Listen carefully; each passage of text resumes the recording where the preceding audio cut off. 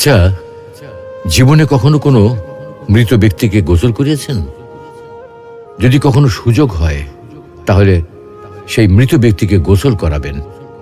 তখন খুব কাছ থেকে দেখবেন মৃত মানুষের দেহটা কতটা অসহায় লাগে, মৃত্যুর পরে মানুষের দেহ কতটা ভয়ের কারণ হয়ে দাঁড়ায়।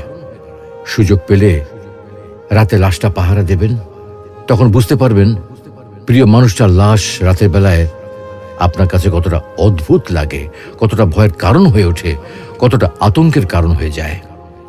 সুযোগ পেলে মৃত ব্যক্তির শরীরে একটু হাত লাগিয়ে কিছুক্ষণ তার স্পর্শ নেবেন।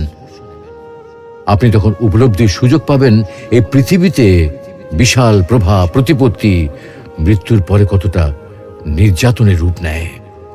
সুযোগ পেলে আপনজনদের লাশ কবরে নামাবেন খুব আগ্রহ নিয়ে।